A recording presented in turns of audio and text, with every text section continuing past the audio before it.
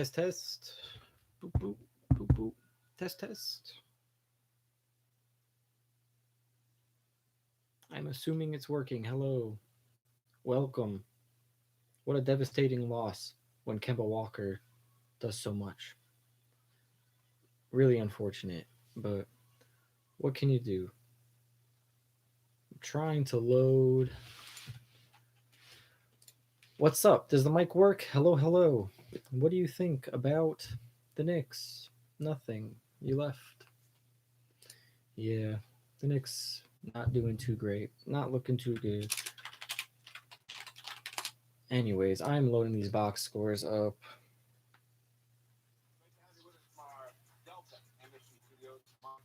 Mm. The lights are off, he says. Knicks only 2 games behind sixth place Washington. They come in there pregame. We all learned that Bradley Beal can't go because of health and safety protocols, and yet the Knicks are unable to win the game despite the heroics of Kemba Walker. It's a brutal loss. It really is. Kemba Walker is absolutely on fire. Brutal loss. That he still has Gotta say, I agree. Brutal loss. 43 minutes, Kemba Walker. 44 points. He just got to figure it out on the defensive end of the floor. I mean, to give up 124 points to this team without Bradley Beal. Yeah. Whatever. So who do we blame?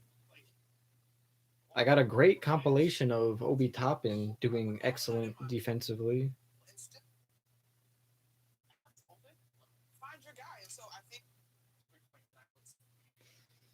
Man. Yeah, whatever. I was trying to look at the MSG post game, and I had it up for a second, and it's just not doing it for me. People are quick to criticize Randall per usual, and I don't know if that's justified. I know he had a couple lazy plays. People love to look at his lazy plays and say he's not doing it, but whatever. I thought he played pretty well. I thought everybody played pretty well. We didn't hit shots we needed to. That last, we had one possession. I think it was a 2 possession game, and they're playing good defense, but they get a shot up. The shot they get up is a three, and it hits hard off the rim, and they get the long rebound, and then they get another attempt and make a three.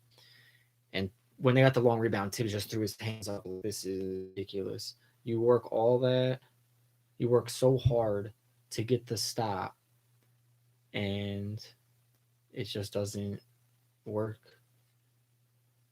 But what can you do? You can't be everywhere on the court at once.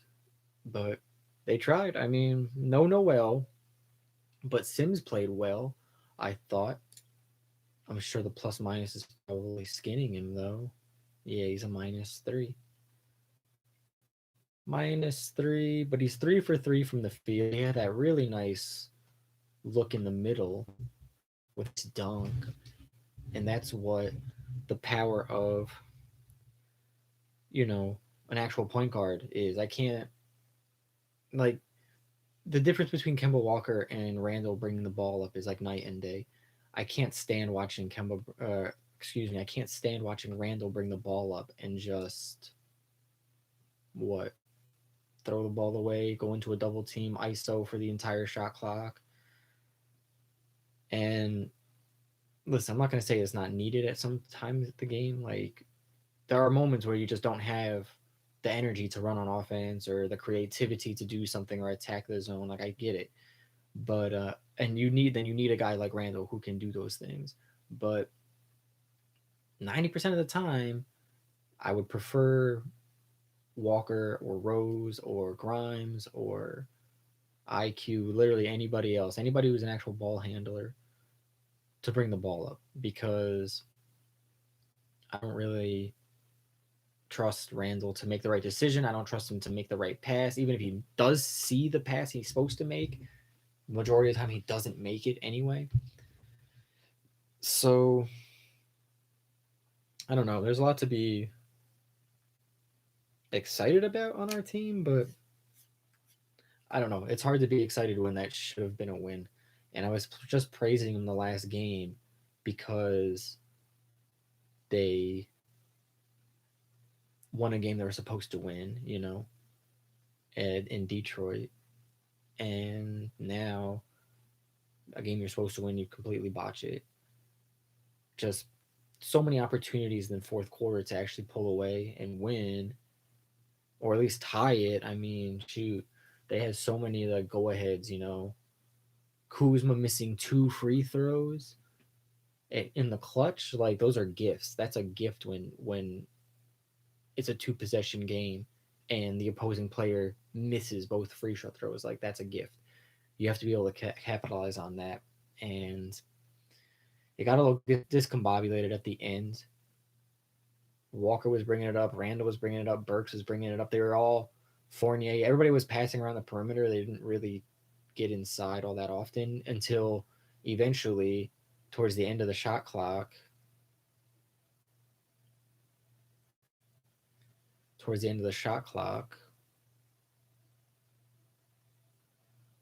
they would just drive out of desperation, like, oh, I got to do something.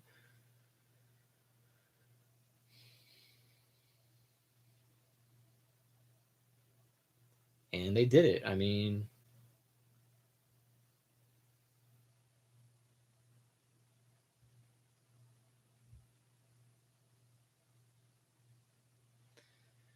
but what can you do?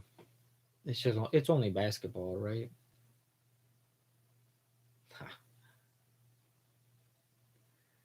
So we just make memes, right? That's the type of thing we're doing tonight.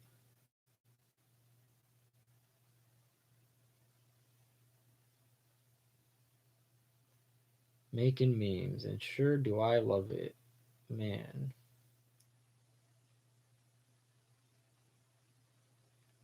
It's hard to talk about a bad game though, because I don't like really being negative about my players. I don't like really being negative about anything. But man, you got to get rebounds. I think people were kind of confused about the four big lineup with Mitch. Was it Mitch, Taj, Burks, Randall? Mitch, Taj, Burks, Randall. Not Toppin, was it? It must have been Toppin though. No, I don't think so. I can't remember. But either way, interesting lineup. And I thought it was pretty appropriate going against a smaller team. And it worked really well. Sims got inside, Mitch got inside. I didn't see those fast breaks that I would have liked to from Toppin, but he's just coming off of COVID, so I can't, expect too much. Oh, speaking of, um, I know Clyde was excited about all the love he was getting, and yeah, so I'm glad you're feeling better. Walt Clyde Frazier, the legend. We're always happy to have you back in the studio because man, you and Mike, we haven't had Mike and Clyde in feels like a month at least because even when Clyde was on Mike was in Miami or something with ESPN and as I actually Wally held it down too. Wally was doing all right the live calls, so I'll take more of that, but nothing like Mike and Clyde. So happy you're back, Obi, RJ, Grimes. Happy you're back. Glad you're doing better. We didn't see RJ tonight, but we'll see him again soon. Christmas, huh? That's the next one. That's right. Oh, right. Merry Christmas too. If I don't film anything before that. So yeah, and when everybody who's still in protocol, so Noel, quickly, Knox, McBride. I'm sure I'm missing somebody. Four. No, I think that might be it. Uh, Emmanuel, quickly, Noel, McBride, and Knox feel better. Hopefully you test negative soon. Hopefully you feel better enough to enjoy Christmas and the holidays with your family. The game. Bonus points if you can play in the game, and we can, you can have a great, nothing like a Christmas Day victory in the Garden, right? Especially against your rivals. So really rough loss going into what's going to be a real barometer for this team. I think the Christmas Day game is really going to set the tone of, hey, who are we moving on or not. But even Alan Hahn said it in, I think, one of the recent episodes of the Bart and Hahn podcast, that if they're going to make a move, it would either be, it would most likely be before Christmas, right? You kind of do these things before the holidays, and they haven't done anything. So that makes me a bit excited that we're going to keep everybody, and at the very least do an off-season move. And I'm okay with an off-season move, and I'm okay with keeping everybody, whatever. So that's interesting to think about. That, I mean, barring a trade tomorrow, but I can't imagine that. So barring a trade tomorrow, we'll probably see everybody on this team till the end of the year. And I know a lot of people might be upset about that, where they want to make a big move and just move people, mess things around, and everybody's got an opinion on who they want, who they don't want, whatever.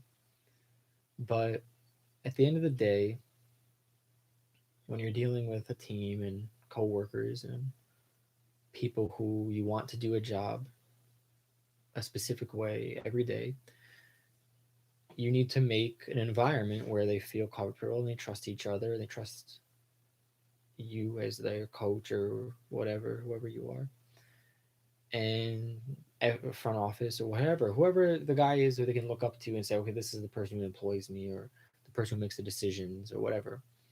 They got to be able to trust you and be able to say, if I give it my all today, tomorrow I'll be rewarded, or tomorrow I'll still, be where I want to be.